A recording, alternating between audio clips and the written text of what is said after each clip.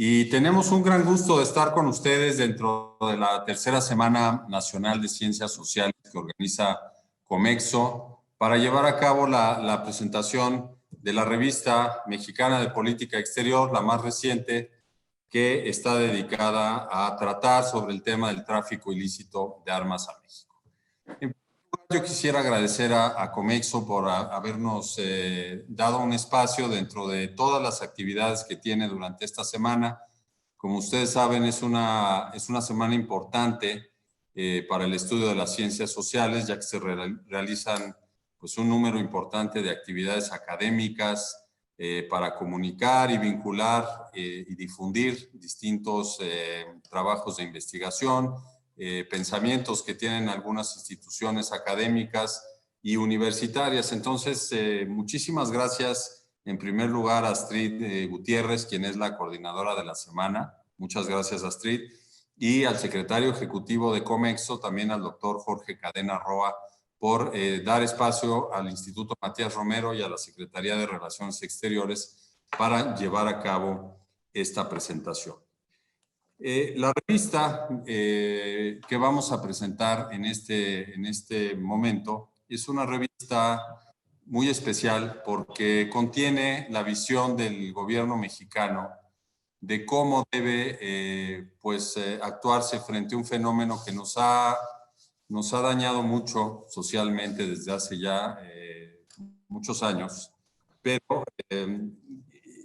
la revista se construye a partir de dos capítulos principales. El primero es el análisis a partir de un diagnóstico y de un mapeo muy preciso de cómo ingresan a México de manera ilícita armas de los Estados Unidos, y en esa parte pues se revisan una serie de aspectos como la legislación, el trabajo que se hace a nivel consular,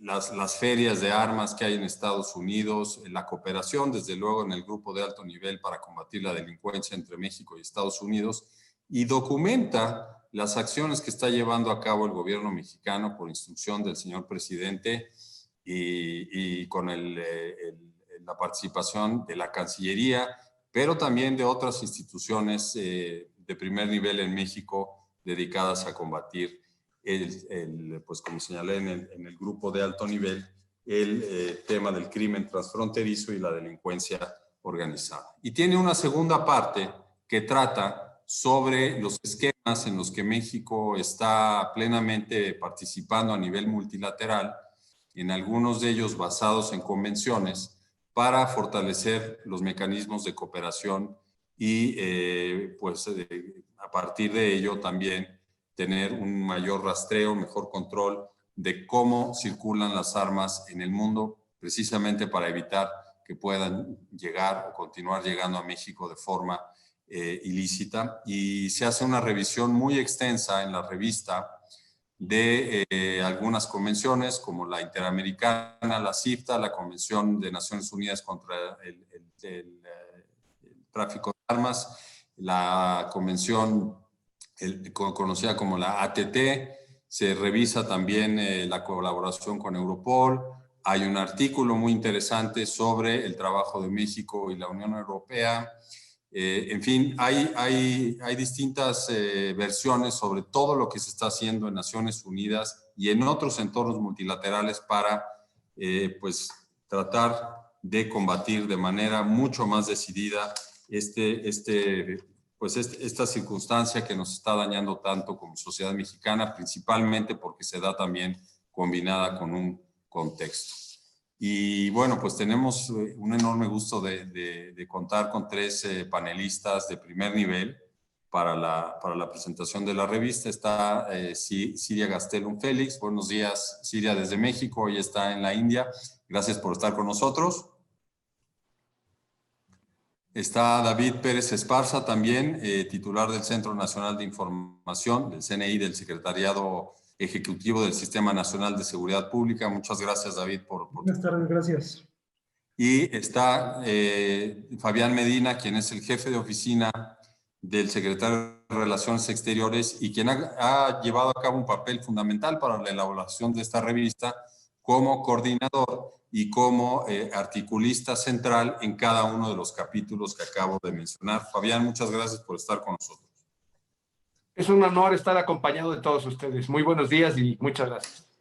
Bueno, vamos a entrar en materia para comentar la revista. La revista ya está disponible para ustedes en el Instituto Matías Romero. Entren a la página web del instituto, donde está la parte de publicaciones, la revista mexicana, y ahí vienen las distintas formas en que se puede adquirir de manera digital o en papel. También ya la tenemos disponible a través de suscripción para quienes nos sigan en la República Mexicana. Ya la tenemos lista, disponible para ustedes. Está en versión en inglés y en versión en español para poder pues tratar de llegar a un mayor público, poder dialogar también, porque de eso se tratan estos trabajos editoriales, poder dialogar con los actores interesados en estos temas. Bueno, voy a presentar a Siria y le voy a dar el uso de la palabra para que haga su exposición. Actualmente Siria Gastelum Félix es directora de Resiliencia de la Iniciativa Global contra el Crimen Organizado Transnacional, GTOC, y encabeza los programas y esfuerzos de esta iniciativa global en América Latina. Ella es licenciada en Ciencias de la Comunicación por la Universidad de las Américas de Puebla y es maestra en periodismo por la Universidad de Carleton en Ottawa, en Canadá. Siria también se desempeñó como corresponsal para Univisión en México y en 2007 fue galardonada con un premio Emmy. Anteriormente trabajó en la Junta Internacional de Fiscalización de Estupefacientes y la Iniciativa Global para la Lucha contra la Trata de Personas en la Oficina de Naciones Unidas contra la Droga y el Delito, con sede en Viena. También comenzó en 2016 a documentar respuestas ciudadanas al crimen organizado. Emprendió el proyecto GI Resilience, seleccionado en 2018, para ser presentado en el marco de la Asamblea General de las Naciones Unidas en Nueva York como parte de la Cumbre Soluciones de la ONU. En 2019, este proyecto, el año pasado, se convirtió en el Fondo Resiliencia, un programa de la Iniciativa Global que ofrece becas para apoyar a la sociedad civil que trabaja contra el crimen organizado y trabaja en la construcción de la paz. Entonces, le vamos a dar la palabra a Siria. Nuevamente le agradecemos que se haya conectado con nosotros. Está, como lo mencioné, en la India y te damos el uso de la palabra, Siria. Muchas gracias. Muchas gracias, Alejandro. Pues siempre es grato estar en México, aunque sea de manera virtual. Así que agradezco al Instituto Matías Romero y al Consejo Mexicano de Ciencias Sociales, a nombre de la Iniciativa Global contra el Crimen Organizado Transnacional, esta invitación a la presentación de este número especial de la Revista Mexicana de Política Exterior. La Iniciativa Global es una organización no gubernamental sin fines de lucro, con sede en Ginebra, fundada en el 2013, conformada por una red de más de 500 expertos. La Iniciativa Global genera investigaciones sobre crimen organizado e implementa programas para su contención. También tenemos, como mencionabas, el Fondo Resiliencia, que busca otorgar becas a actores de la sociedad civil que luchan contra el crimen, y un fellowship para fomentar la cooperación multidisciplinaria, transnacional, alrededor de temas de alto impacto local. Y este año el tema del fellowship es desapariciones relacionadas al crimen organizado. La iniciativa global fue creada justamente para proveer una plataforma global de debate constructivo para la academia, la sociedad civil, los periodistas, los legisladores, la diplomacia, en fin, todos los actores relevantes ante los fenómenos del crimen organizado. Y el tráfico de armas, como mencionabas, es sin duda uno de los grandes retos para la comunidad internacional, pero especialmente para México. Pues mientras actores privados y estatales se han enriquecido con el comercio lícito e ilícito de armas, nuestra población se ha venido armando. Y lamentablemente, pues ya de niños sosteniendo armas, o el hiriente término de niño sicario que circulan en las redes sociales. Según datos del 2019, casi el 40% de las víctimas de homicidio en México eran jóvenes de entre 15 y 29 años. Y el 70% de estos homicidios fueron cometidos por arma de fuego. Armas importadas que casi en su totalidad han entrado al país de forma ilícita. La revista que hoy presentamos muestra un análisis detallado de las desafiantes estadísticas que presenta México en cuanto al tráfico de armas. Y este diagnóstico es contundente y solamente basta mirar a las calles, a la realidad, donde cada día los mexicanos pues viven amenazados bajo estas armas de fuego. ¿Y cómo han llegado tantas armas de fuego a México? Pues bueno, no es sorpresa que la gran mayoría provengan de Estados Unidos, pues las políticas de posesión y comercialización de armas de fuego en el país vecino permiten fácilmente su adquisición. Además, compartimos una frontera por la que a diario se mueven grandes cantidades de contrabando de todo tipo. Pero también hay que decirlo, esas armas llegan aquí porque aquí hay quien las compre y quien las use para atizar el fuego de los distintos conflictos que se han esparcido por toda la República en respuesta, por un lado, a un complejo escenario internacional de tráfico de drogas, pero también a un legado de políticas públicas fallidas y la corrupción que las alimenta. También hay empresas europeas que fabrican armas y tienen como México el destino final, a veces por contratos corruptos que ponen en evidencia la grotesca ambición de las compañías de fabricación y comercialización de armamento y los débiles controles institucionales en los países de origen, de tránsito y destino. Millones y millones de pesos son las ganancias de la industria armamentística, una maquinaria de hacer dinero y sumar muertos sin detenerse. Y no hay una solución a este gran problema. Se requieren todos los esfuerzos posibles y la coordinación de todos los actores. Es por eso que en la iniciativa global vemos con tanto interés el que este tema tan importante llegue hoy a este foro y a esta publicación especial de la Revista Mexicana de Política Exterior. Como se señala puntualmente en este número de la revista, la diplomacia mexicana ha sido pionera en la promoción de tratados internacionales para prevenir, combatir y erradicar el tráfico de armas. México no ha sido solo parte importante de las discusiones en este tema, sino precursor de la creación de foros multilaterales para coordinar respuestas a nivel internacional. Desde la Convención Interamericana contra la Fabricación y el Tráfico Ilícito de Armas de Fuego, Municiones, Explosivos y otros materiales relacionados, la CIFTA que ya mencionabas en la introducción, que fue adoptada en 1997, hasta el trabajo que en estos momentos realiza la representación de México en Viena en el marco de la Conferencia de las Partes en la Convención de Naciones Unidas contra la Delincuencia Organizada Transnacional. Definitivamente no se pueden desestimar los esfuerzos de la Cancillería en la negociación bilateral con los Estados Unidos para reducir el tráfico de armas, para compartir información y establecer más controles fronterizos para identificar los puntos de cruce ilegal. Este es un importante paso hacia una mejor relación entre México y Estados Unidos, que deberá tener como base la cooperación, la legalidad y el respeto a los derechos humanos. Sin duda, este número especial de la Revista Mexicana de Política Exterior representa un importante paso para documentar la magnitud del problema y el papel que está jugando México a nivel internacional para buscar soluciones conjuntas. Pero si bien es fundamental actuar en los foros globales para prevenir la entrada de armas a México, no hay que olvidar que el tema de la violencia no puede verse de un solo lado. De nada servirán estos esfuerzos si no revisamos las políticas nacionales, estatales y locales de combate al crimen organizado que han perpetuado la violencia.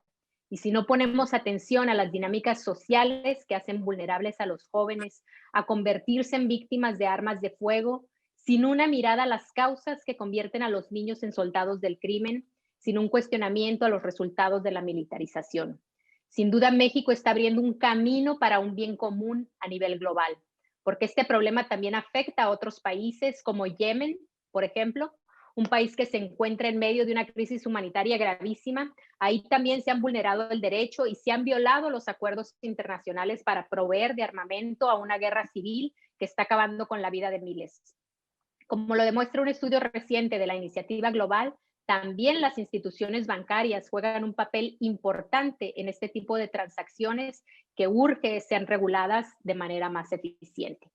Y ya que este foro en el que hoy coincidimos se realiza en el marco de la Semana Nacional de las Ciencias Sociales, aprovecho la oportunidad para destacar el papel de las ciencias sociales en entender y atender las diferentes violencias que se viven en el país. Necesitamos de dejar de esquematizar la violencia como un abstracto de números de homicidios, como una guerra solo de drogas y entender los impactos locales de las políticas internacionales que regulan el comercio de armamento. El impacto de las armas de fuego ha desgarrado el tejido social en muchas comunidades de México. Pensemos en los desaparecidos, en los desplazados, en los niños que han crecido en este entorno huérfanos o abandonados, que están listos para usar las armas cuando éstas lleguen a sus manos. De esas víctimas solía hablar el periodista Javier Valdés, quien en una de sus columnas escribió: "Aquí no hay balas perdidas, todas tienen dueño y destino". Cuando Javier Valdés fue asesinado el 15 de mayo del 2007 afuera del semanario Río 12 en Culiacán, la iniciativa global estaba a punto de lanzar ahí un proyecto piloto, el proyecto Resiliencia, para apoyar a los actores de la sociedad civil que trabajan contra el crimen. Javier había sido parte fundamental de nuestra investigación preliminar sobre la resiliencia comunitaria en Sinaloa e iba a colaborar en la siguiente fase del proyecto. Su asesinato nos recordó lo frágil que es ese concepto de resiliencia ante las balas y que todo lo que la paz construye en un instante muere con un arma. Este reto no es solo para un Estado, sino para todos los Estados miembros de las Naciones Unidas. Y no es solo para este gobierno, sino para el futuro. Es un reto también de la academia, de la sociedad civil. El tráfico de armas es un gran desafío ante un fenómeno devastador. Así pues, es de reconocer que este número especial de la Revista Mexicana de Política Exterior nos muestre la trayectoria y la importancia de los esfuerzos del Cuerpo Diplomático de México por parar el flujo de armas desde su origen, para que el destino de las balas no nos alcance, para que el destino de este país se encamine hacia la paz y para que ésta se siga fortaleciendo con la cooperación internacional. Muchas gracias. Muchas gracias, Siria, por estos comentarios. En primer lugar, resalto la importancia de la iniciativa global que describiste y te lo agradezco mucho porque es importante conocer la realización de estos esfuerzos y pues también la importancia de trabajar en la misma mesa a alto nivel con los Estados Unidos para complementar una estrategia que había sido vista o que ha sido vista siempre de sur a norte en relación con lo que tú mencionaste, el tráfico de drogas, combinado con el tema de la migración, para poner el flujo contrario de norte a sur en relación con las armas. Me parece que ese es un acierto clarísimo del gobierno mexicano y que el gobierno estadounidense pues se ha comprometido también a trabajar con nosotros en este tema. La parte multilateral creo que es muy visible de México. Promovemos mucho los regímenes convencionales contra el tráfico de armas convencionales, el tráfico ilícito, quiero decir, el tema de países que sufren problemas similares como Yemen, pues también de alguna manera vamos a llevar esa bandera en nuestra participación en el Consejo de Seguridad. Hay un artículo dedicado a esto sobre este tema cuando se presente en contextos que están bajo el análisis del Consejo de Seguridad, pues es un tema que México va a atender con mucho cuidado. Entonces, gracias por tus comentarios y uno muy importante, el no dejar olvidadas a las víctimas de la violencia que se genera por este tráfico de armas. Muy importante pues el tema de la situación tan difícil de ciertos entornos locales, de los periodistas, etcétera. Gracias por tu participación y más adelante volvemos con un segundo comentario de tu parte. Y doy paso ahora a la intervención de David Pérez Esparza. David actualmente es el titular del Centro Nacional de Información del Secretariado Ejecutivo del Sistema Nacional de Seguridad Pública. Su formación, David es licenciado en Relaciones Internacionales por el TEC de Monterrey. Es maestro en Ciencias de la Seguridad con una especialidad en Crimen Organizado por The Jill Dando Institute de la University College London. Maestro en Política Pública por la Escuela de Gobierno y Transformación Pública, la EGAP del TEC de Monterrey. Maestro en Economía y Resolución de Conflictos por la Universidad de Essex en Reino Unido y doctor en Ciencias Aplicadas a la Seguridad por la Facultad de Ingeniería de University College of London. También ha sido investigador y consultor con amplia trayectoria internacional en seguridad pública. Fungió como consultor senior para el gobierno británico en materia de reducción del delito y ha colaborado también con el Banco Interamericano de Desarrollo, el BID. Tiene amplia experiencia en temas de desarrollo y reforma policial, mercados ilícitos de droga, tráfico de armas, tecnologías aplicadas a la seguridad, fuerzas armadas, protección fronteriza, manejo estratégico de riesgos y prevención situacional del delito basada en evidencia. En el ámbito académico, David ha liderado numerosos proyectos de investigación aplicada con distintas universidades de reconocimiento internacional. Entonces, estamos frente a un verdadero experto en estos temas y le damos las gracias por su participación, David. Te damos el uso de la palabra. Alejandro, ¿cómo estás? Buenas tardes, buenos días todavía a todos. Mucho gusto saludarles desde la Ciudad de México. Mi nombre es David Pérez Esparza, Alejandro, y como ya platicabas, bueno, soy titular del Centro Nacional de Información del Secretariado Ejecutivo. Es uno de los 3 centros nacionales de la Secretaría de Seguridad y Protección Ciudadana, encabezada por el doctor Durazo. En este centro, a grandes rasgos, nos encargamos de, como su nombre lo indica, generar evidencia y hacer lo posible para que las políticas públicas en México se tomen con decisiones informadas. Ahora bien, habiendo dicho lo anterior, bueno, pues quisiera primero que todo agradecer a los que están conectados literal en todo el mundo y sobre todo agradecer a los que me convocaron a esta revista. Me parece que es un ejercicio, bueno, a mí me encanta el tema, es un tema que me apasiona. De eso fue mi tesis doctoral, de eso fue dos de mis maestrías, tuvieron que ver con el tema de armas. Me parece que es un tema fundamental. Y me parece también que es fundamental que discutamos esto en este momento para el país.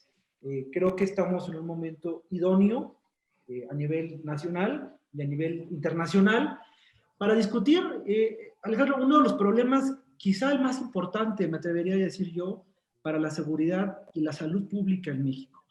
¿Por qué es un tema importante para la seguridad y la salud pública? Bueno, yo creo que la cantidad de homicidios, aunque está digamos, estable y no ha crecido como venía creciendo, está en niveles elevados y eso no lo podemos esconder y no se va a esconder bajo ninguna circunstancia. Eso por un lado. Pero por otro lado, tenemos un problema multidimensional de diversas violencias criminales y sociales asociadas con tráfico de armas. Entonces, el país tiene, y no de ahorita, realmente ha venido creciendo ese problema, tiene frente a sí uno de los retos más importantes. Y es tan importante, y lo menciono en el artículo en el que tuve la participación de su revista, que ya es un tema de salud pública, y no de ahorita, es un tema que se ha vuelto de salud pública. Hay un estudio publicado recientemente en el que de alguna manera se habla y se dice con claridad que los mexicanos ya son, digamos que en México ya se ha perdido la esperanza de vida, 2 años, 3 años en algunos casos, en algunos grupos poblacionales. O sea, la violencia que tiene México, la violencia homicida que tiene el país, es tan evidente en algunas regiones en particular, en algunos estados, en algunos momentos, que ya se convirtió en un tema de salud pública. Frente a ese reto, que me parece que es enorme, es un reto complicadísimo, tanto de seguridad como de salud pública, el país tiene 2 alternativas. Por un lado, la alternativa de seguir haciendo lo que venía haciendo, y por otro, enfrentarse a un paradigma distinto, una manera muy distinta de ver las cosas. En el artículo, lo que pretendemos nosotros es convocar a un debate informado, a un debate basado en evidencia, en el que, utilizando datos y diversos modelos estadísticos, pero de una manera muy accesible, presentemos una ruta distinta para el país. Y por ruta distinta me refiero a comprender las armas como un mercado ilegal en el que eventualmente México forma parte, nos guste o no. México forma parte tanto en oferta como en la demanda, y a final de cuentas, la comprensión de esto como un mercado internacional, un mercado transnacional que no respeta las fronteras tradicionales y que pone el reto de la globalización y de la cual México forma parte, y ustedes lo conocen muy bien. Frente a esa realidad, el país tiene que tener métodos multidimensionales, multidisciplinarios, de avanzada, que estén fundamentados en evidencia para atender picos de violencia donde estos ocurren, donde se llaman los famosos hotspots, ¿no? Aquellos lugares y espacios donde se concentra prioritariamente la violencia. Pero para ello, mi postura en el artículo y mi postura general es que México tiene que ser mucho más proactivo. Y creo que aquí amerita una crítica como mexicano, como ciudadano mexicano, que hemos volteado para Estados Unidos muchas veces, con justa razón, diciendo que, bueno, que Estados Unidos es corresponsable de este problema. Y Estados Unidos usualmente nos regresa este tema diciendo que ustedes también son responsables por el tema de drogas. A final de cuentas, la conclusión es que tanto México como Estados Unidos tienen que encontrar soluciones compartidas. Pero más allá de las soluciones compartidas, hay soluciones que México tendría que estar implementando, ahora sí que de manera unilateral. Y yo aquí voy a mencionar algunos de los temas que me parecen fundamentales que ha hecho la Cancillería, y aquí agradezco pues la invitación que hizo la Cancillería, el propio canciller, el Instituto Matías Romero, por supuesto, y el equipo de Fabián en la jefatura de la oficina, por poner el tema del tráfico de armas y de la violencia vinculada a las armas como un eje central rector de la política exterior mexicana. Me parece que eso es la primera aproximación y es fundamental reconocerlo. ¿Por qué? Porque no hace mucho, yo vivía en otro país, vivía en Inglaterra, estudiaba el doctorado, y veía con mucha tristeza cómo México se hacía chiquito cuando hablaba de ese tema en los foros internacionales.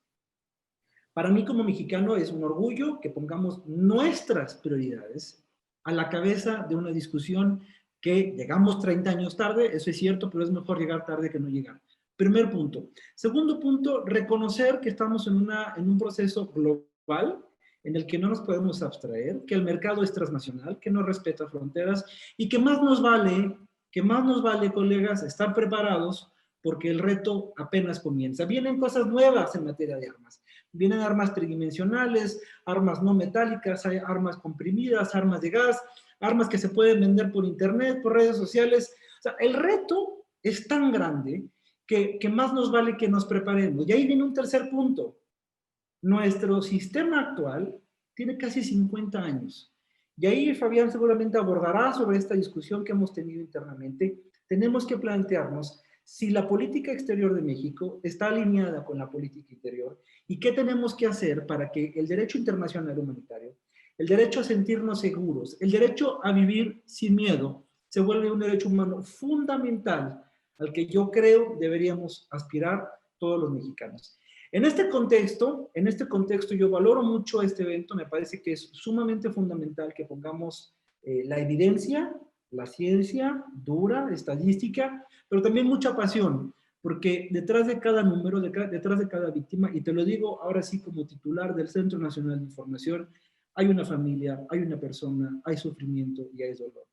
La invitación que hago en este artículo, colegas, es a que sí, seamos muy numéricos, sí, luego estamos en evidencia, sí, que seamos muy racionales al momento de tomar una decisión, que nuestra política exterior tome el tema de las armas y lo convierta el eje medular y central, de manera racional, estratégica, inteligente y de largo plazo. Porque México tiene la responsabilidad de ser uno de los países que más sufre por este problema a nivel mundial. Y como tal, tiene que encabezar de manera unilateral la responsabilidad y hacer equipo con sus pares y poner el tema con Estados Unidos, con Europa, como ya lo hizo la Cancillería y la Secretaría de Seguridad y Protección Ciudadana, pero en general con todos los actores globales que tienen que ver con este gran problema y este gran reto. Por eso, de nuevo, agradezco de antemano la invitación, me parece que es propicio, sobre todo por el ambiente internacional que se vive. Vienen momentos complicados en materia de seguridad en el mundo. En México creo que nos hemos preparado, pero hay que prepararnos más. Vienen retos fundamentales en los mercados de armas. Hay elecciones en Estados Unidos y creo que estamos en el perfecto momento, mi querido, de ser lo más racionales que se pueda para hacer política pública basada en evidencia, pero también lo más pasionales que podamos para no olvidar que detrás de cada número hay una víctima y una familia que sufrió cuando eso no debió haber ocurrido. Muchas gracias y muy honrado de estar aquí con ustedes.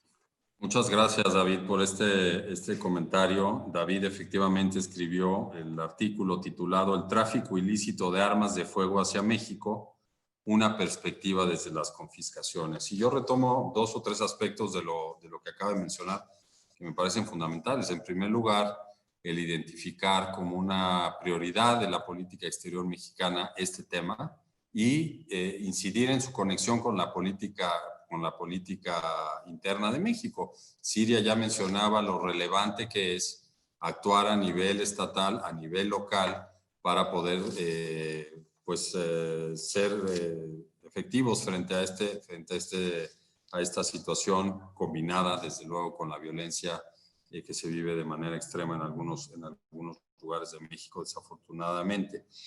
Y el tema de las acciones proactivas por parte de México. David dijo que llegamos 30 años tarde a este debate, pero ya estamos aquí y creo que es un cambio importante en la estrategia complementada, como lo mencionábamos, del flujo norte-sur y una serie de acciones que se tienen que tomar al interior de México de manera más concretas en capacitación, en legislación, no sé, en el manejo de una serie de entornos para evitar que se siga dañando de esa manera pues la seguridad y la salud pública. Ese es otro dato final que yo menciono, que señalaste, la baja en la esperanza de vida por este factor, pues es algo que debemos pues lamentar en primer lugar y actuar para poder revertirlo. Entonces, se quedan ahí para la reflexión algunos puntos y el artículo, desde luego, de David Pérez Esparza, pues trata sobre gran parte de los aspectos que ha mencionado. Vamos a pasar con la intervención de Fabián Medina. Ya mencionábamos, él es el jefe de oficina del secretario de Relaciones Exteriores, licenciado Marcelo Ebrard Casaubon. Fabián, su formación es abogado, licenciado en Derecho por la Facultad de Derecho de la UNAM. Tiene un diplomado en Gobernabilidad y Desarrollo Político por el Instituto Nacional de Administración Pública, el INAP. Un diplomado en Seguridad Nacional por el Instituto Tecnológico Autónomo de México, el ITAM. Y 2 estudios de diplomado por la Escuela Libre de Derecho en Derecho Tributario y otro en materia de Derecho Penal. Cuenta con amplia experiencia como servidor público, se ha desempeñado como vocero en la Procuraduría General de la República, hoy Fiscalía. Fue coordinador de asesores en la Procuraduría de Justicia del Distrito Federal, también hoy Fiscalía, vocero de la Secretaría de Seguridad Pública de la Ciudad de México y secretario particular del presidente del Servicio de Administración Tributaria, el SAT, de la Secretaría de Hacienda y Crédito Público. Entonces es un funcionario con amplia experiencia, un abogado y sobre todo quiero reconocer la labor que ha hecho Fabián para construir este número de la revista desde las 2 vertientes que ya hemos mencionado.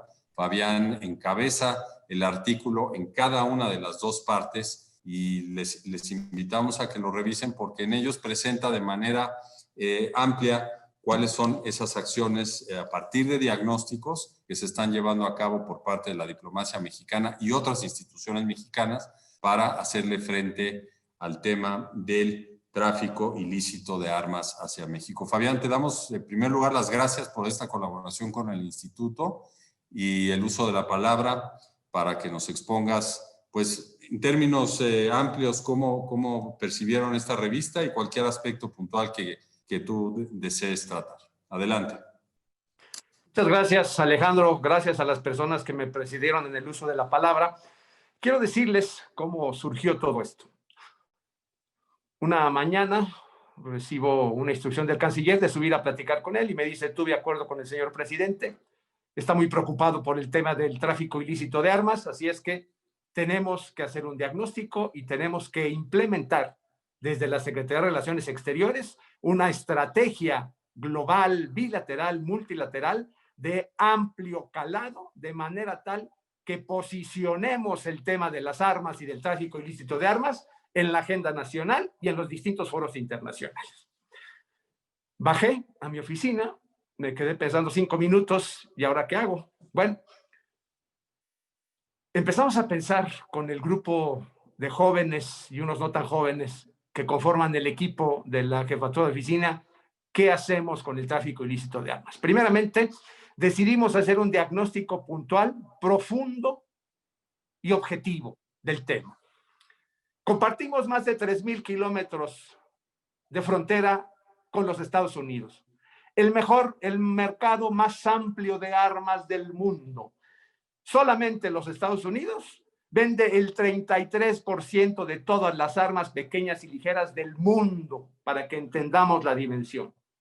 Pongámosle número. Ese mercado de armas cuesta más de 52,000 millones de dólares al año. ¿Por dónde pasan las armas que de manera ilegal ingresan a nuestro país? Por 4 puntos fundamentales en estos más de 3,000 kilómetros de la frontera México-Estados Unidos. Texas, 41% de las armas ilícitas que ingresan a nuestro país transitan por el estado de Texas con la frontera en Tamaulipas. El 19% lo hace por California y el 15% lo hace por el estado de Arizona.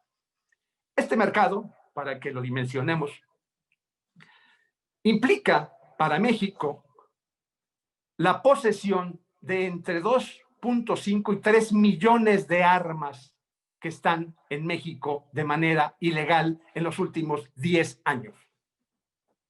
Efectivamente, como lo dice David, la esperanza de vida se ha reducido hasta en 2% a partir de que se detectó el flujo masivo de las armas en México. El 67% de los homicidios que se cometen en nuestro país son con un arma de fuego.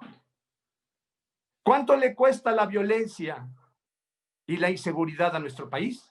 300,000 millones de pesos, datos del INEGI.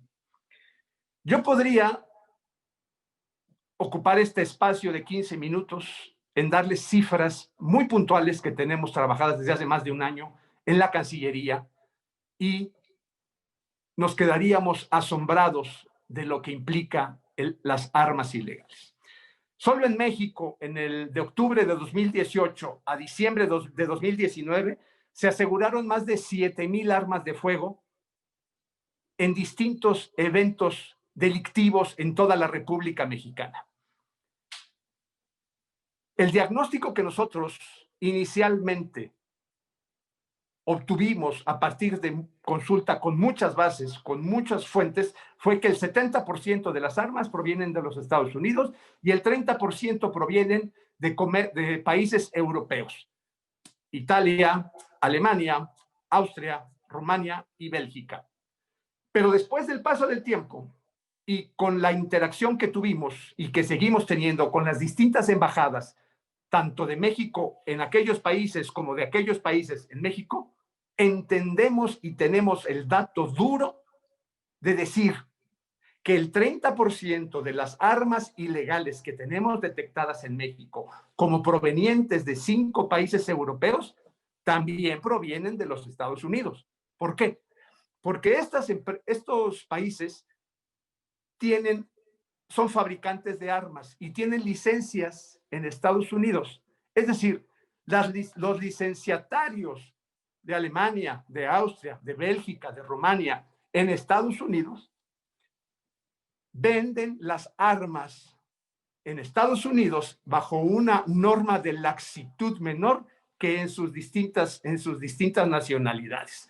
Es por eso que las armas provenientes de esos países ingresan a México también por Estados Unidos. Es decir, prácticamente el 100% de las armas que se introducen ilegalmente a nuestro país provienen de los Estados Unidos. Esto no les va a gustar a nuestros vecinos del norte. No les gusta, porque a ellos les gusta reclamar y les gusta poco ayudar. Y lo digo con conocimiento de causa y con absoluta responsabilidad. Nos dimos a la tarea, también por encargo del señor secretario Marcelo Ebrard, quien, por cierto, festeja y saluda la celebración de este evento, de reorganizar los grupos de alto nivel para platicar con las autoridades de los Estados Unidos. Platicamos con ellos en torno al tráfico de armas, les enseñamos documentalmente con fuentes norteamericanas, no mexicanas, la numeralia del horror que implica el tráfico ilícito de armas de su país hacia el nuestro. ¿Qué obtuvimos después de las reuniones que hemos tenido con los Estados Unidos, en donde confluyen autoridades de CBP, autoridades de ATF, diversas autoridades que tienen que ver con la frontera de México con Estados Unidos y, por supuesto, también autoridades mexicanas como la Secretaría de Defensa, la Secretaría de Marina, la Fiscalía General de la República y, por supuesto, la Secretaría de Seguridad Ciudadana. Estos acercamientos que tuvimos con ellos para mostrarles un diagnóstico objetivo, real, contundente respecto del tráfico de armas, fueron avanzando de manera muy lenta, desafortunadamente. Yo sé que si nos están escuchando los Estados Unidos, la gente de la embajada, no les va a gustar lo que estamos diciendo, como no les ha gustado desde el principio el diagnóstico que realizamos. Pero tenemos que hacerlo y tenemos que decirlo con todas sus letras y sin ambigüedades.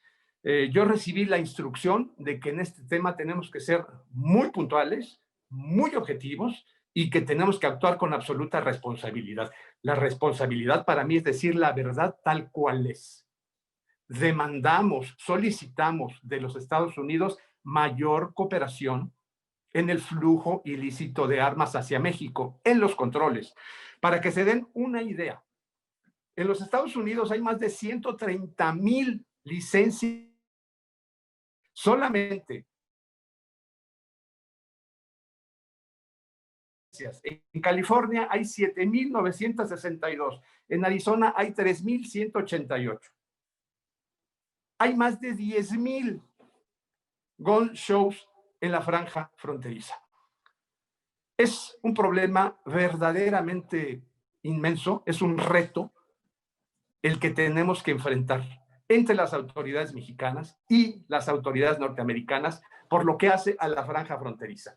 Nosotros hemos tenido pláticas con la Administración de Aduanas, con la Guardia Nacional, con las policías estatales, con las fiscalías estatales, pero es muy difícil, es una tarea titánica. Los 3,000 kilómetros, los más de 3,000 kilómetros que nos limitan con los Estados Unidos y esa porosidad que hay en la franja fronteriza hacen esto una tarea verdaderamente titánica si no contamos con el aval y el apoyo de los Estados Unidos. Para hablar de otro contexto, en la estrategia que se diseñó dentro de la jefatura de oficina, también estuvo el tema de los foros internacionales multilaterales o multinacionales. Tan es así que logramos la presidencia del grupo de armas de la Convención de Palermo.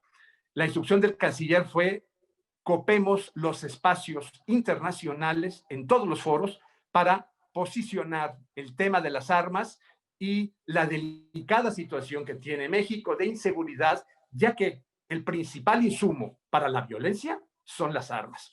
Así, participamos en la Convención de Palermo, estamos participando en la CIFTA, participaremos en Ginebra, vamos a posicionar cosas en el Consejo de Seguridad de las Naciones Unidas. En fin, estamos desplegando toda una estrategia a nivel internacional que está plasmada también de manera documental en la revista. Es así que convocamos a varios de nuestros embajadores y nuestros cónsules, que son los principales actores de manera cotidiana en el tráfico ilícito de armas. También, dentro de lo que nos instruyó el canciller y estamos logrando, es adquirir mejores y mayores herramientas para la lucha contra la delincuencia organizada transnacional. Es así que buscamos e hicimos los principales acercamientos con la Europol, acompañando a la Secretaría de Seguridad Ciudadana para lograr por primera vez en México y después de que la institución convocó a nuestro país en años anteriores, por no decir el sexenio pasado, para que se unieran a la Europol y al intercambio de información que todo esto genera, y no fue así.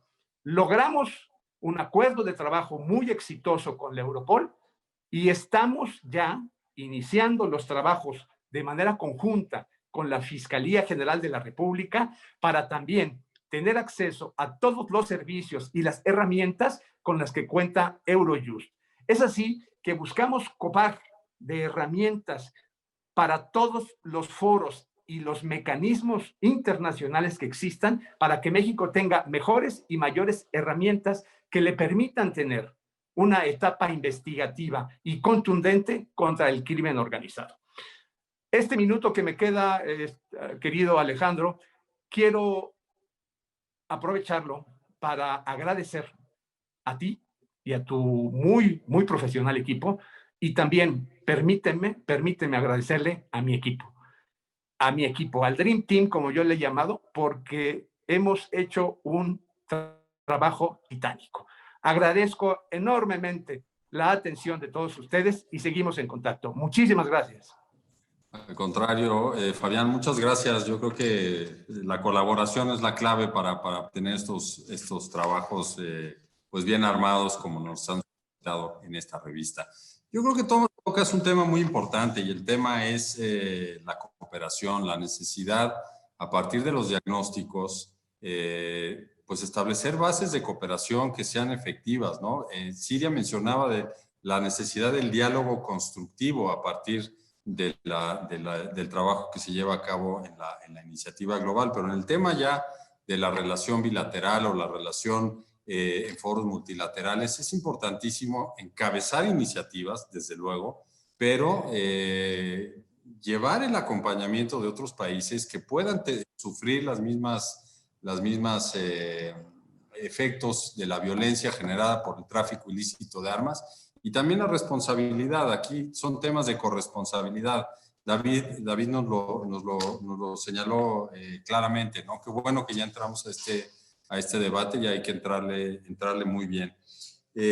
Yo me quedo con lo que señalas, este recuento de acciones que se están haciendo tanto en lo bilateral como en lo multilateral para incidir en una mucho más profunda cooperación y en resultados, pues, que al final de cuentas eviten o disminuyan los números que estamos registrando y que ya nos has dado cuenta sobre esto, ¿no? El tema de las armerías en la parte sur de los Estados Unidos, pues representa un problema para México, claramente.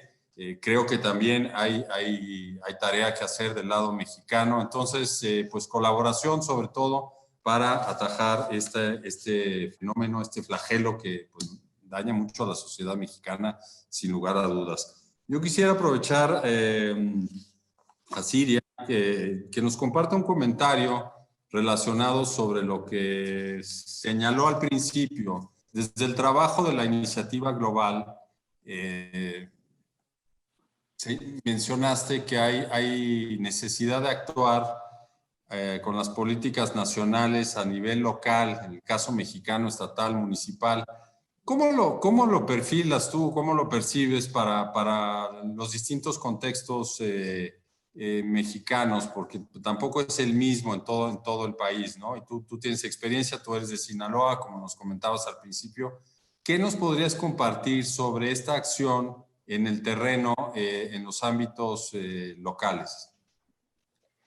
Gracias, Alejandro. Parte del trabajo de la iniciativa, de lo que hemos estado haciendo a través primero de este proyecto piloto que empezamos en Sinaloa y que después replicamos en Guatemala, en Sudáfrica, en Filipinas, es acercarnos a la sociedad civil. Muchas veces nos quebramos la cabeza tratando de reinventar la rueda cuando los ciudadanos ya tienen en práctica muchas respuestas que se han venido forjando a través de años de sufrir la violencia, años de sufrir la corrupción, las políticas fallidas. Entonces, nuestro trabajo está centrado alrededor de escuchar a estos actores de la sociedad civil, acercarnos a los grupos de víctimas, a los grupos de periodistas, a las organizaciones no gubernamentales para escuchar de sus experiencias, para evaluar qué respuestas están funcionando a nivel local, y aprovechamos esta plataforma internacional de la iniciativa global para intercambiar ideas. Mucho del trabajo que hacemos es intercambiar ideas entre estos actores locales, por ejemplo, poner en contacto a los actores de Culiacán con los de Cali, ver si algo ahí funcionó, ver lo que ellos han aprendido del trabajo con jóvenes en situación de contextos de tráfico de drogas, por ejemplo, le podría servir para alguien más que está empezando ese trabajo en Salvador, Brasil. De esto se trata el Fondo Resiliencia, no solamente de otorgar becas, sino también de formar una red de apoyo entre los actores de la sociedad civil y poco a poco irlos articulando con otros actores, como son los gobiernos locales o los gobiernos nacionales, vincularlos a la academia y así. Finalmente hemos visto que esto no es un problema sencillo, no es un problema que va a tomar poco tiempo resolverse y estamos convencidos de que necesitamos a todos los actores, de que necesitamos intercambiar ideas a nivel global, que tengan repercusión a nivel local, global, pero también estamos convencidos de que hay muchas experiencias que podemos compartir y de eso se trata nuestro trabajo. Gracias y felicidades por tu trabajo en la iniciativa global contra el crimen organizado transnacional. Ya tenemos algunas preguntas que nos han puesto en la transmisión de Facebook Live del Instituto Matías Romero y una de ellas está dirigida a David Pérez Esparza. Señalan lo siguiente. A ver. ¿Qué esfuerzo está realizando el gobierno de México en materia legislativa para combatir el tráfico ilícito y el desvío de armas en nuestro territorio? Y de una vez te comparto otra, David, sobre las armas de todo tipo que están proliferando, así viene la pregunta, ¿podrías elaborar un poco más? Porque señalabas tú que estábamos en un proceso global, transnacional, y que vienen más armas pues de todo tipo, ¿no? Te damos la palabra, David. Claro, Alejandro, gracias por las preguntas, primero que todo. Comenzaré por la segunda, armas de todo tipo. Mira, hay mecanismos para analizar los patrones de confiscación, hay distintos mecanismos.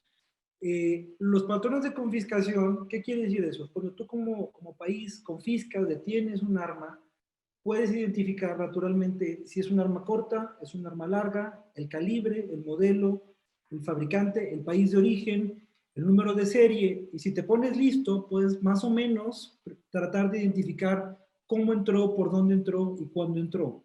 A final de cuentas, las armas son como cualquier otro objeto en la vida, es como un celular, tienen historia, tienen su número de serie, tienen sus datos, y obviamente las personas que estudian las armas, que comprenden de los mercados ilegales, que se meten a temas tan técnicos como la huella balística, pueden llegar a identificar patrones espaciales y temporales de concentración de armas de fuego.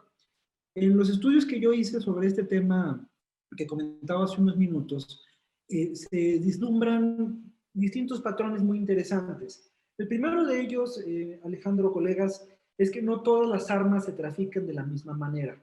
Por diversas razones económicas, legales, geográficas, políticas, sociales y hasta históricas, hay estados, por ejemplo, en el caso de Estados Unidos, que se especializan en algún tipo de producción de armas de fuego, y en el caso mexicano hay estados que por alguna razón de las que ya mencioné se especializan en importar ilegalmente cierto tipo de armas de fuego. Te pongo un ejemplo. Cuando me refiero a Estados Unidos, por ejemplo, Arizona es un estado muy importante, ya mencionaba Fabián los números. Arizona tiene un par de empresas muy importantes para pistolas, pero por alguna razón casi no se producen rifles ni escopetas. El caso tejano es muy distinto. En Ciudad Juárez, por ejemplo, al ladito de Ciudad Juárez está El Paso. Y curiosamente es uno de los lugares más seguros de Estados Unidos, pero es el lugar donde más shotguns, más escopetas de las grandes y más rifles se producen en el mundo. Y curiosamente la violencia de Ciudad Juárez ocurre cuando en El Paso se comienza a producir este tipo de armas. Hay otras entidades, por ejemplo California, que es otro mundo, realmente tienen regulaciones muy distintas. Entonces, en Estados Unidos, por un lado, las regulaciones, los mercados, los costos de producción, etcétera, etcétera, determinan ciertos patrones de producción. En México es lo mismo. Hay ciertos patrones de importación y esto es bien interesante. Por ejemplo, hay 3 entidades que lideran la importación ilegal de tráfico de armas largas. Son Tamaulipas, Sinaloa y Michoacán. Y es bien interesante porque es donde las entidades hasta ahora se habían presentado como las más violentas. ¿Qué está ocurriendo en el país ahora? Estamos migrando de ese escenario a otro escenario donde hay entidades como Guanajuato, Jalisco, que son las más violentas del país. Entonces, La confiscación de armas, si lo utilizas como un mecanismo de inteligencia predictiva, te permite anticiparte ante posibles conflictos criminales y ante posibles escaladas de criminales contra la autoridad. Entonces, comprender el mercado de armas, tanto la oferta como la demanda, es estratégica. Y sobre esto termino con un punto. Es bien interesante, y eso lo hago en mi tesis. Digo, se escucha mal que lo diga, pero creo que es bien interesante porque el mercado de armas de Estados Unidos tampoco es estable. Se ha venido recorriendo del norte al sur. ¿Qué quiere decir esto? Y lo pongo muy rápido con un ejemplo. En los 90s, mis estimados, la mayor parte de las armas se producían en el noreste de Estados Unidos. O sea, Massachusetts, Nueva York e Illinois concentraban la mayor parte de la producción de armas. Regulaciones que pasaban en Estados Unidos, Texas y Arizona, pero sobre todo Texas, comenzó a convertirse en un paraíso para las empresas manufactureras. El estado de Texas, por ejemplo, diseñó impuestos especiales para atraer la inversión de armerías, y eso lo que provocó es que, de alguna manera, de manera específica, el mercado se moviera geográficamente del norte al sur. Y no nada más el mercado legal, que es el mercado de producción y venta legal, sino también un mercado al que yo creo que como país deberíamos darle muchísima importancia, que es el mercado de gun shops. Una cosa son los gun shops, donde tú tienes que ir con tu licencia de conducir, que entre paréntesis no garantiza que seas una persona que va a tener un arma, pero bueno, al menos te piden una licencia de conducir. Y gun shop. Yo hice un estudio, que cuando quieran platicamos de eso, en la Universidad de Rice, en Houston, donde me metí como afiliado a la NRA, a las juntas, a ver cómo piensa la gente que está moviendo ese tema. Y visité decenas de gun shows y tomé mucha evidencia de ahí. Y es bien interesante porque a veces en México el gun show, por ejemplo, no lo entendemos, ¿no? La lógica del gun show, que es una feria, un bazar, es tan lejano a nuestra realidad que creo yo que amerita una discusión específica. Eso respecto a la segunda pregunta. Respecto a la primera, México, yo creo que por primera vez en la historia, te digo, lo digo con pena y con orgullo y al mismo tiempo, llega tarde la discusión. Pero llega bien y me siento muy orgulloso de lo que ha hecho la Cancillería, lo que ha hecho el Canciller, lo que ha hecho el secretario Durazo, esa gran mancuerna de poner el tema con Estados Unidos. Yo he estado en reuniones con el embajador de Estados Unidos y se habla del tema.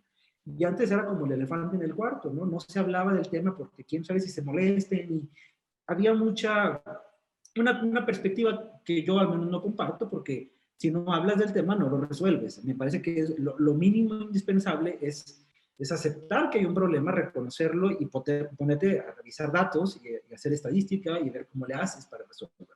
¿Qué está haciendo México? Yo creo que aquí hay muchas cosas que están haciéndose. Yo me enfocaría particularmente en dos. El secretario ejecutivo, tú sabes, bueno, ya me presentaba, el CNI participa, digamos, es uno de los actores del secretario ejecutivo. Trabajamos con una dirección general de apoyo técnico en hacer una cosa que parece menor, pero no lo es. Es un documento que haremos público que se llama Lineamientos Mínimos para el Resguardo Seguro de Armas. Y dices tú, ¿y por qué lineamientos seguros para el resguardo seguro de armas? Tenemos un problema, y ahorita ustedes hablaban de la política exterior, y yo coincido completamente, México tiene que participar mucho más, si se puede, lo más que se pueda. Pero hay que poner en orden la casa. Y no tenemos la casa en orden. Y eso también hay que ser muy autocrítico. ¿Y a qué me refiero con la casa en orden? Les doy una cifra, para mí, escalofriante. De 2000 a la fecha, se han perdido casi 45 mil armas de fuego de las armerías oficiales del Estado mexicano. Entonces, ahora sí que como dicen en mi casa, no puede ser candil de la calle y oscuridad de tu casa. Si te vas a quejar del tráfico de armas, es fundamental, prioritario y estratégico entrarle a entender que también hay un mercado nacional que nos afecta y que por corrupción, mediocridad e indecencia no hemos resuelto. Ese documento ya está en proceso y va a ser la regla elemental para que todas las corporaciones de seguridad pública y procuración de justicia de este país seamos serios con el tema de armas y tengamos armerías, almacenes y depósitos con todas las de la ley, ¿no? Hay muchos municipios que conozco, no se trata aquí de venir a quemar, aunque podría, pero no se trata, no tienen las condiciones mínimas para contar con AK-47, escuadrón de chivo, rifles, escopetas, las tienen en la mesa, o sea, hay un descontrol de las armas. Eso no quiere decir que el tráfico de armas no exista. El tráfico de armas, lo decía Fabián, son 250,000 armas. 250,000 armas, o sea, es un mundo, son 5 ejércitos. Pero México ha perdido casi 50,000. Entonces, son 250,000 por año. Acá son 50,000 en un periodo grande. Entonces, sí, hay dos problemas. Nuestro desorden interno, pero también un desorden global y sobre todo regional que tenemos que entrarle con seriedad y con mucha entereza moral con nuestros vecinos. Y me vinculo a la segunda parte de la respuesta de esta segunda pregunta que me decían, ¿qué está haciendo México? Bueno, además de este esfuerzo que estamos haciendo desde el secretario ejecutivo y que afortunadamente ya viene un esfuerzo muy importante que es, y lo mencionaba mi jefe, el doctor Durazo, en una de las reuniones hace unos días en el Colegio de México, viene un esfuerzo, estamos trabajando, Fabián conoce perfecto, a mí me encantaría que Fabián pues comente su experiencia sobre ello, ha sido un actor fundamental, él y obviamente pues Jorge, Alejandra y todos los demás colegas de su equipo, en trabajar en un equipo multidisciplinario que incluye a todo el gabinete de seguridad, encabezado por la Secretaría de la Defensa Nacional, para repensar si la ley del 72, es una ley del 72, imagínate lo que implica, yo te decía que llevamos 30 años, a lo mejor son 50, una ley del 72 con un reto del siglo XXI, y pensar qué tenemos que hacer para que esa ley esté a la altura de las circunstancias y ponga a México en el lugar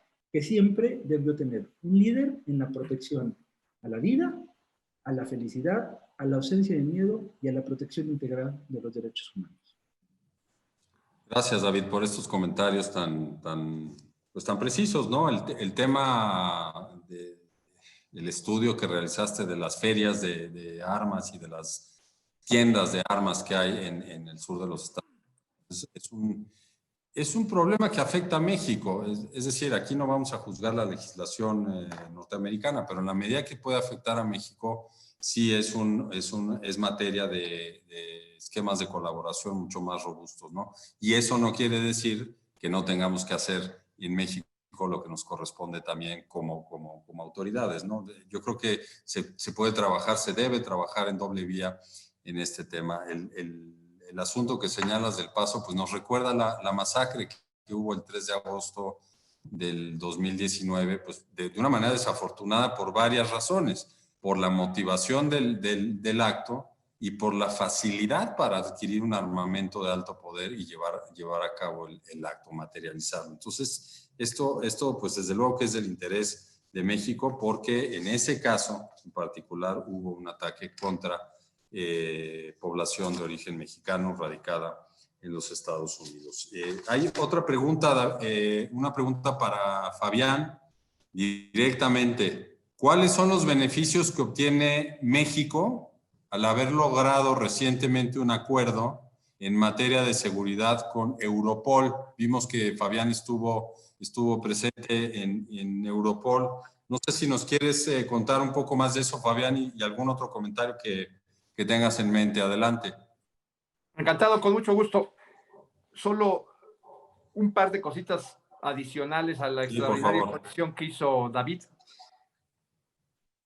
¿Qué de nuevo trae la ley que él está prácticamente elaborando en concurso con varias autoridades que conforman el Gabinete de Seguridad de México? Se va a legislar respecto del análisis de riesgo para tener mejores prácticas para la compra de armas, tanto en México como en el exterior. ¿Por qué el análisis de riesgo? El artículo 7 y 8 del ATT regula específicamente el análisis de riesgo. Sin embargo, este análisis de riesgo es incompleto. ¿Para qué nos sirve el análisis de riesgo? Para todas las personas que, según me informa alguien de mi Dream Team, son más de 100 personas las que nos están viendo por Facebook y no tienen por qué saber qué es el análisis de riesgo. Trataré de explicárselos. El análisis de riesgo son todos aquellos datos que nos permiten identificar al comprador de un arma y cuál es la trazabilidad de esa arma. ¿A qué me refiero con trazabilidad? ¿Qué está pasando con esa arma? ¿La vendió? ¿La perdió? ¿La regaló? Sí, toda la génesis de dónde se encuentra esa arma, porque no la tenemos. El artículo 7 y 8 del ATT regula eso precisamente, y nosotros queremos que la reglamentación para la compra-venta de armas sea mucho más sólida, más robusta, y eso es lo que buscamos tanto en Palermo como en el ATT. La nueva ley lo va a recoger, va a tener un análisis de riesgo nacional mucho más estricto para tratar de evitar lo que decía David, que no se pierdan 50,000, 45,000 armas en 10 años en México en las corporaciones de seguridad pública. Otra cosa que también regula la ley es la venta de las armas en tercera dimensión, lo que se llama la 3D. También habla la ley sobre cuestiones de dark web y de deep web y armas de polímero. Son cosas ya muy, pareciera ser que son de fantasía, pero no lo son. Pero no lo son. En nuestro paso por la presidencia del Grupo de Armas de Palermo, la representación de Rusia y la representación de Estados Unidos y de España hicieron especial énfasis en las armas de polímero, en las armas 3D y en la regulación que se tenga que hacer en la Deep Web y en la Dark Web respecto de la venta ilícita de armas. Hasta aquí concluyo ese comentario y me voy al acuerdo de trabajo firmado por la Secretaría de Seguridad Pública con el acompañamiento de la Cancillería para la obtención de un acuerdo de trabajo con la Europol. ¿Qué tenemos con la Europol? Vamos a tener acceso a las bases de datos de más de 1,400 autoridades de todo tipo de los países miembros de la Unión Europea, más los afiliados. Esto implica que son más de 70 países los que tendrán sus bases de datos para que el agregado de la Guardia Nacional en Europol pueda consultar lo que se mueva en esas bases de datos. Bases de datos migratorias, bases de datos aduanales, de registro público, financieras, etcétera, etcétera, etcétera. México va a tener un representante, un agregado en Europol, en donde en tiempo real 238 policías de toda Europa y de muchas partes del mundo podrán tener acceso a toda la información en una base de datos encriptada con la más alta tecnología de estas 1,400 entidades europeas para consultar datos en tiempo real de cualquier persona. ¿Cómo será de importante el tener acceso a esta información y a esta organización de Europol? Que Estados Unidos tiene 38, no uno, 38 representantes, 38 policías trabajando en el seno de la Europol para la obtención de datos del crimen organizado. ¿Qué tipo de crimen organizado se pretende luchar teniendo acceso a la Europol y a toda la infraestructura que esto implica? La trata de personas, la compra-venta de órganos, la compra-venta ilegal de armas, el blanqueo de capitales, entre otros. México contará con mejores y mayores herramientas para el combate al crimen organizado a partir de la celebración de estos acuerdos que por instrucciones del canciller estamos teniendo a marchas forzadas. Ya lo tuvimos con Europol y, como lo dije en mi intervención en minutos anteriores, lo tendremos con Eurojust para dotar a la Fiscalía General de la República con instrumentos que le permitan tener una etapa investigativa mucho más robusta y con mayores elementos. Muchas gracias, Fabián, por estos comentarios. Hay otras preguntas de la fuente de Facebook. Nos preguntan, y esta se me antoja para Siria, porque ella tiene, pues desde su trabajo en la red global, un panorama más amplio. ¿Cuál será el papel que México debe desempeñar o deberá desempeñar como miembro no permanente del Consejo de Seguridad en su lucha contra el tráfico de armas y el narcotráfico?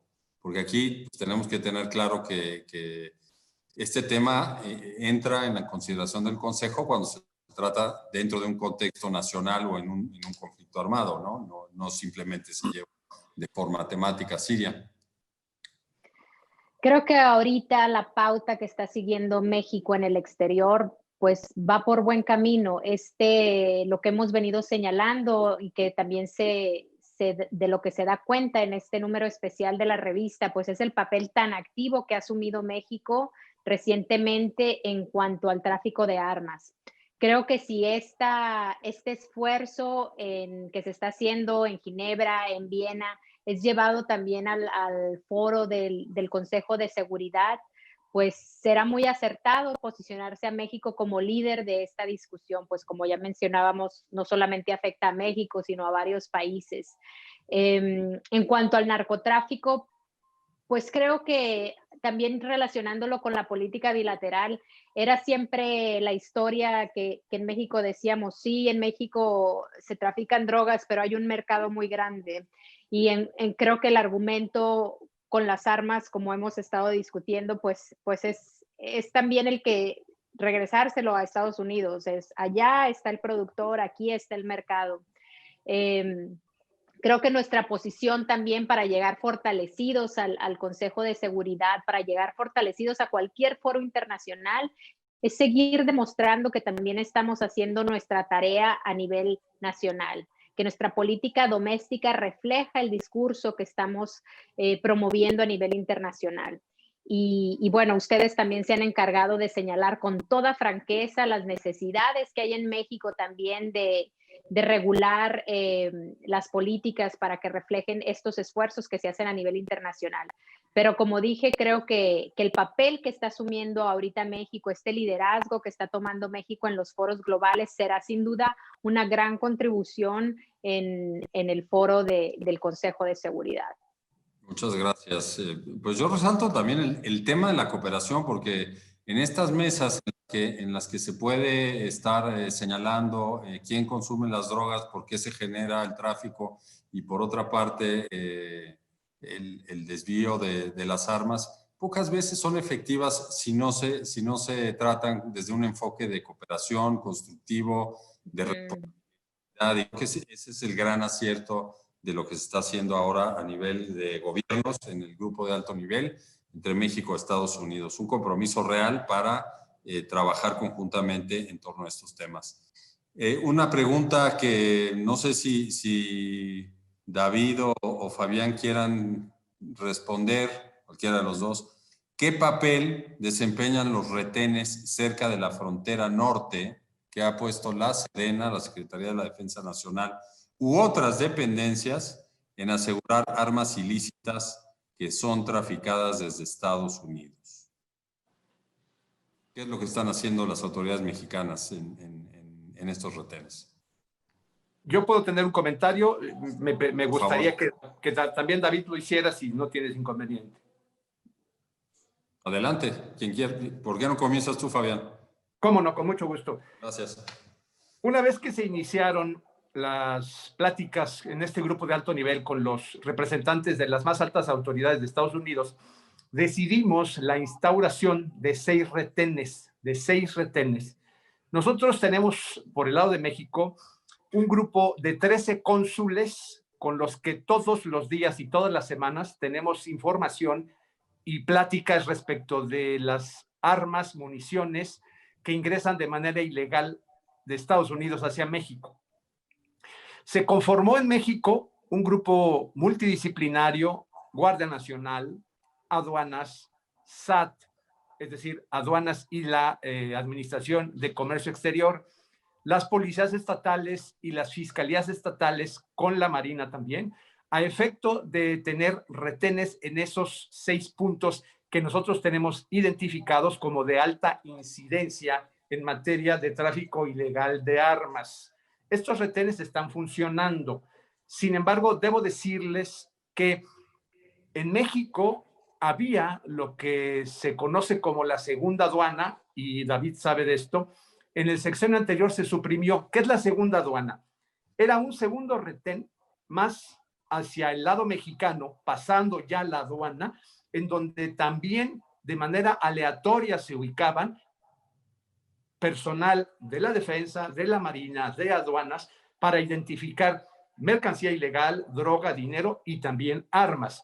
Desafortunadamente, y aquí reitero, los Estados Unidos no han prestado la ayuda y la cooperación que se ha convenido para que estos retenes que se convinieron sean espejo. ¿A qué me refiero con espejo? Que antes de ingresar a territorio mexicano y pasar por la aduana de los Estados Unidos, también exista un retén de las autoridades aduanales, de las autoridades de armas y de las autoridades federales de los Estados Unidos para impedir el tráfico ilícito de armas o, por lo menos, para minimizar el tráfico de armas, ya que también sabemos que los delincuentes son muy listos, porque en cuanto ellos ubican un retén en una posición, le dan la vuelta y se van por brecha o se van por otro lugar. Pero si nosotros tenemos una acción concertada entre las distintas autoridades de ambos países, les complicamos más el trabajo, les hacemos mucho más difícil el ingreso de estas armas que se dan por vía terrestre.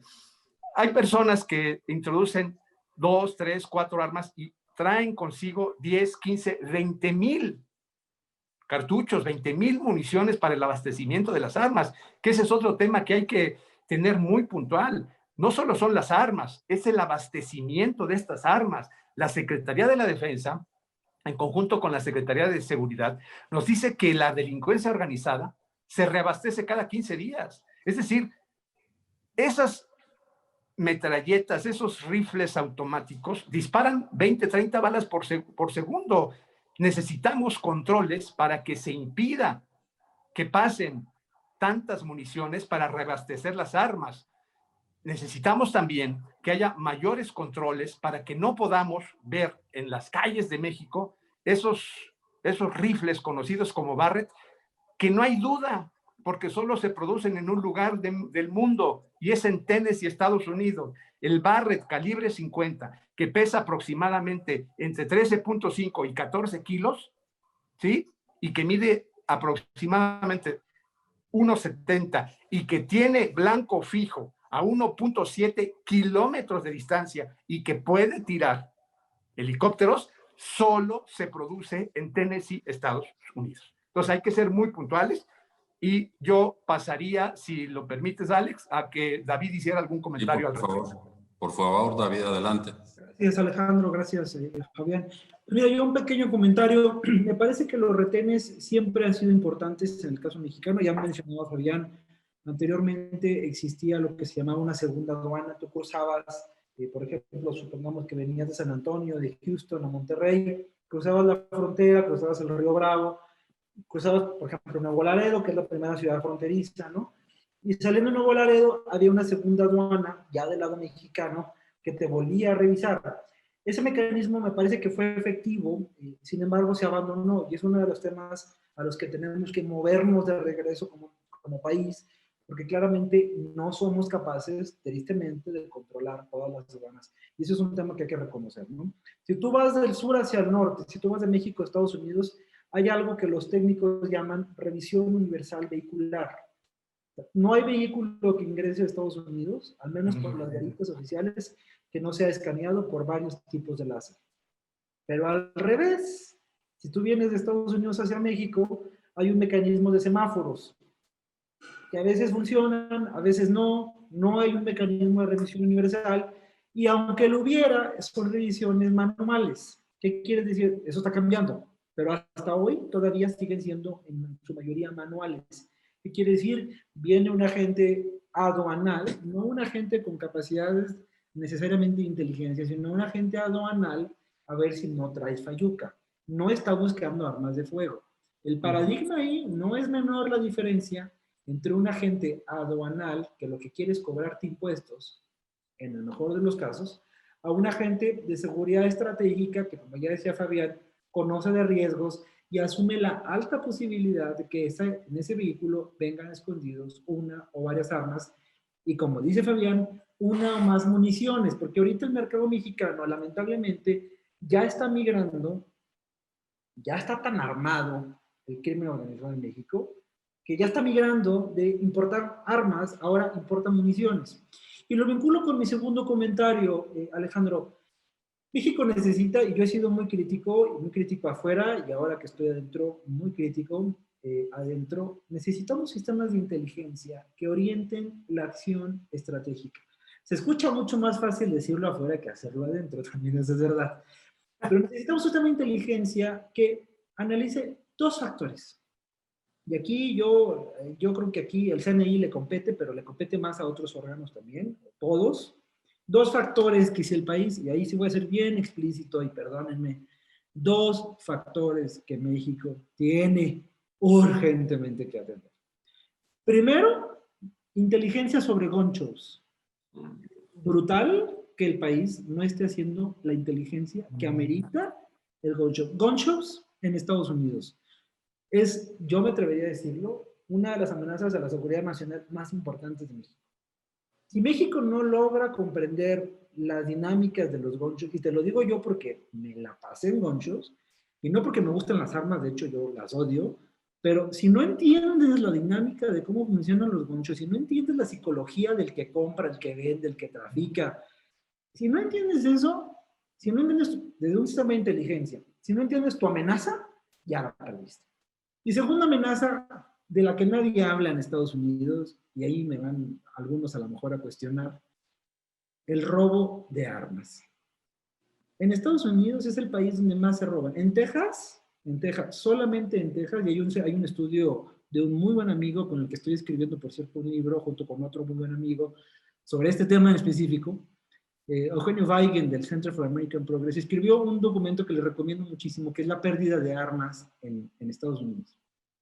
En Texas se pierden armas como si perdieran aquí, yo no sé, lápices. O sea, estamos hablando de un problema enorme. Y eso de se pierden es un eufemismo, se roban armas.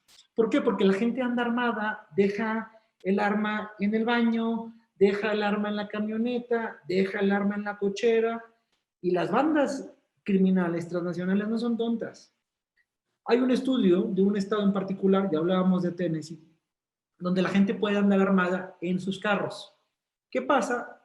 Vienen las pandillas, quiebran el vidrio, sacan el arma y se la llevan, porque es un gran negocio y la mayor parte de estas armas terminan en México. Resumo, los retenes son importantes, son fundamentales, son la condición sine qua non para garantizar la paz y la seguridad. Pero un retén a lo tonto no te va a garantizar nada, requieres inteligencia. Y inteligencia no es un concepto vago. Inteligencia significa gun shows y robo de armas.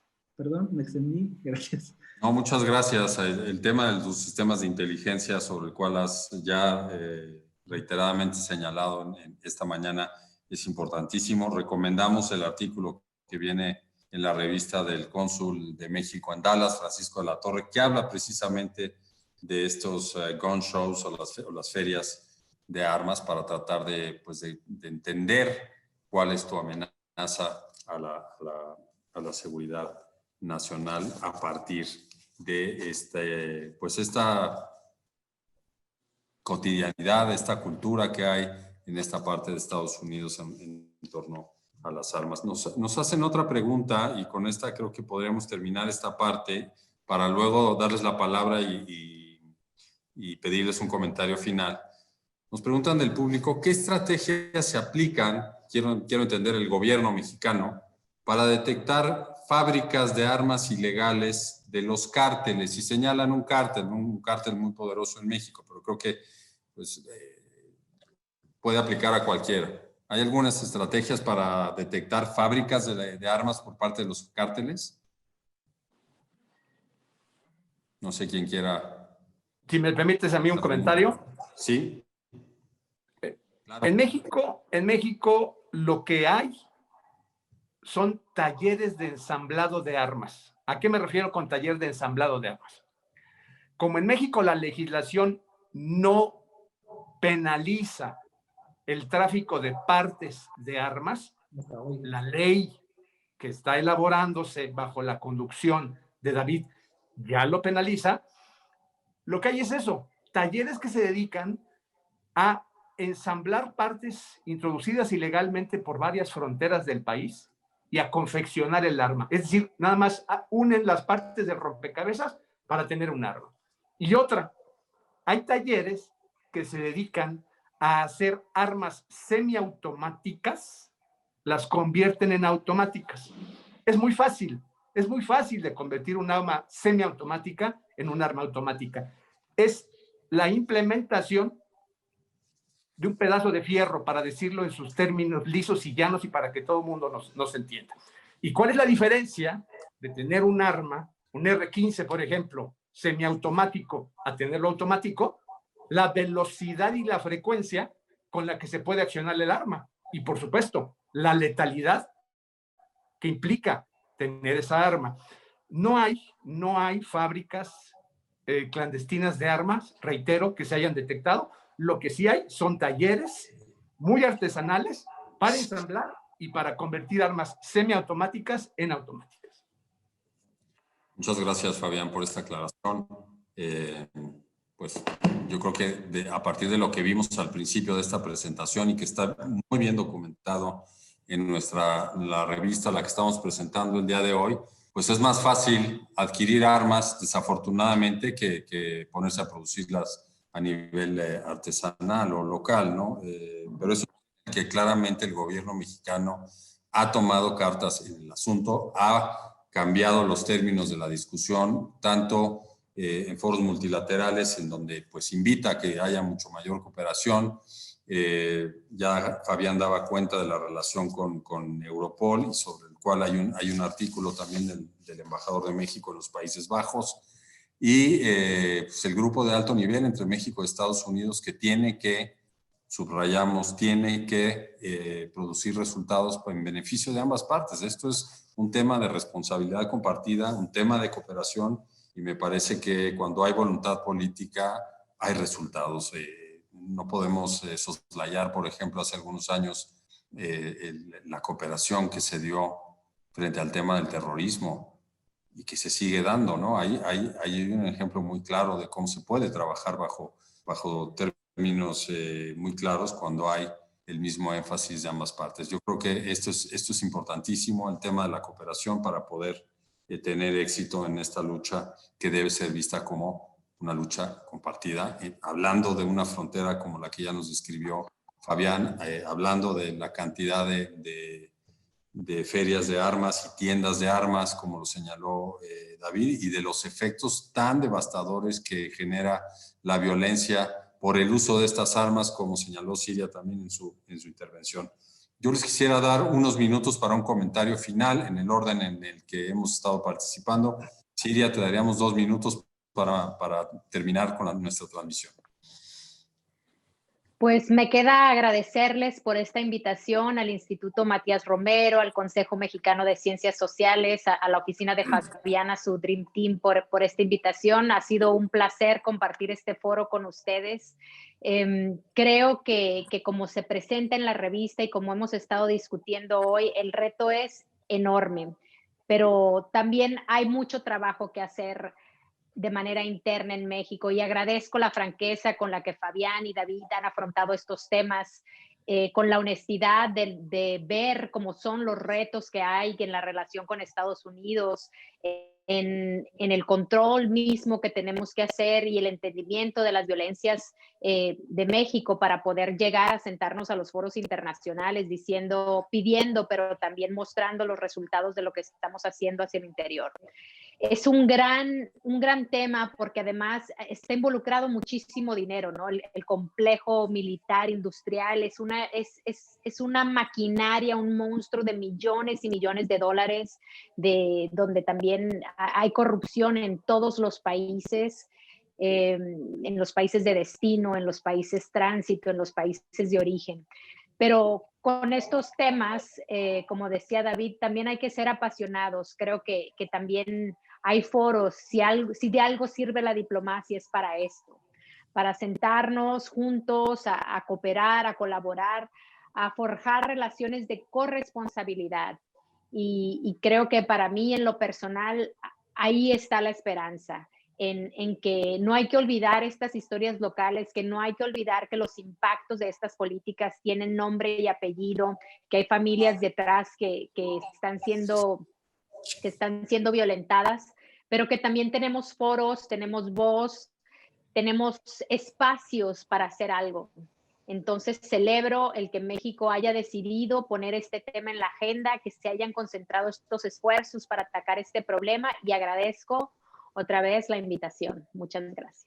Gracias, Siria, y desde luego toda la franqueza en estas discusiones. Estamos en el marco de una tercera Semana Nacional de Ciencias Sociales, donde pues se organizan eventos para debate. La propia naturaleza del Instituto Matías Romero precisamente es fomentar debate, desde el análisis, desde la academia sobre temas que son importantes para los tomadores de decisión en México y para mostrar los esfuerzos que despliega México ante pues, situaciones y coyunturas que le afectan.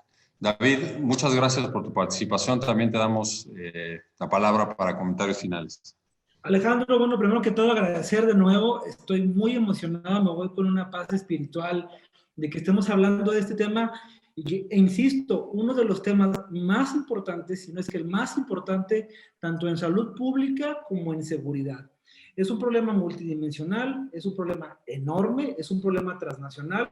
México no es la excepción. Se vienen tiempos complicados porque la tecnología avanza y a veces las políticas públicas avanzan más lento, pero me voy con mucha tranquilidad de que la Cancillería, de que tu equipo, que el equipo de Fabián, que Siria y que todo el equipo de colectivos y víctimas y familiares, tanto en Estados Unidos como en México y en el mundo, seamos capaces de poner este tema sobre la mesa. Me parece que es fundamental. Y bueno, retomando el punto, México está en un momento idóneo para entrarle al tema, entrar, agarrar el toro por los cuernos, actualizar su regulación y ser el líder que siempre debió haber sido en materia de derechos humanos. Hablar de frente con Estados Unidos, hablar de pares, hablar con evidencia, hablar con mucha razón, pero también con muchísima pasión, como creo que lo hace la revista. Muchísimas gracias por la invitación. Muy agradecido con el canciller, muy agradecido con esta iniciativa y como siempre muy dispuesto a seguir participando y echándole todas las ganas para que México recupere su paz y la tranquilidad de todos los mexicanos. Muchas gracias, David, también por tu participación y por tus comentarios, en algunas ocasiones francos, críticos de lo que se debe hacer en México, pero me parece importantísimo esto también que señalas de poder, a partir de una relación madura, cada vez más madura entre México y Estados Unidos, poder tratar de frente estos temas que nos afectan a los dos países y no solo ver pues los problemas de un lado de la frontera a partir de los incentivos que puede dar otra. Creo que eso no es la mejor vía. La que se ha establecido tiene que dar resultados porque estamos comprometidos, somos socios estratégicos para muchos otros temas y este no debería ser la excepción. Fabián, muchas gracias por todo. Te damos el uso de la palabra también. Muchas gracias, Alex. Agradezco profundamente el esfuerzo compartido entre tu oficina y nuestra oficina para conformar la revista que sale a la luz pública. Agradezco, por supuesto, la confianza, la enorme confianza del canciller en depositar en mí y en el equipo que me honro formar parte, no liderar, formar parte, un tema tan delicado, tan espinoso. Fuimos criticados, fuimos muy criticados desde un inicio. Hubo quien dijo, no van a poder, hubo quien dijo, van a fracasar, hubo quien dijo, no tienen la capacidad para salir adelante. Solo quien no se atreve a hacer las cosas no disfruta las mieles del éxito teniendo derrotas. No hemos tenido ninguna derrota. Afortunadamente, con pasión, con dedicación, con trabajo y con objetividad, estamos logrando la tarea que nos encomendaron. Seguiremos avanzando, platicando con todos los actores nacionales, internacionales y sobre todo en coordinación con las autoridades de seguridad pública y de seguridad nacional de nuestro país para lograr que este país tenga un mejor futuro. Lo merecemos todos, lo merecemos en lo particular y lo merecen nuestros hijos. Gracias, muchas gracias de corazón y seguimos a la orden. Buenos días. Bueno, muchas gracias también a Fabián Medina, jefe de la oficina del canciller, Marcelo Ebrard, y coordinador de esta revista. La revista está, como les señalé al principio, a disposición de todos. Está en versión electrónica en la página web del Instituto Matías Romero. También se las podemos hacer llegar a quienes estén interesados en comprarla y suscribirse a la revista. Ahí viene toda la información, es realmente muy fácil. Para quienes nos escuchan fuera de Ciudad de México, es muy sencillo hacérselas llegar. Vale mucho la pena por la amplitud de temas que trata en este número y algunos de los cuales ya se han comentado. Tiene más, de verdad tiene mucho más el contenido de lo que pudimos abarcar en esta presentación. pero pues está ahí la invitación para que la lean, debatan. Vamos a organizar algunos otros foros para discutirla, porque finalmente, pues, para eso son estos trabajos, para generar conversación, generar diálogo y debate entre actores interesados en lo que pasa en México. Lo que señala Fabián es fundamental.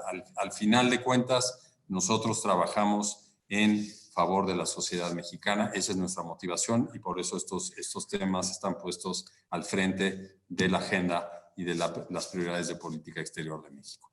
Yo me despido desde Ciudad de México del Instituto Matías Romero. Soy el director Alejandro Alday y quiero agradecerles su atención y agradecer al Consejo Mexicano de Ciencias Sociales, a Comexo, por abrirnos un espacio dentro de su tercera Semana Nacional de Ciencias Sociales para presentar esta revista. Muchas gracias. Saludos hasta la India, Siria, y buenas tardes en México. Hasta luego.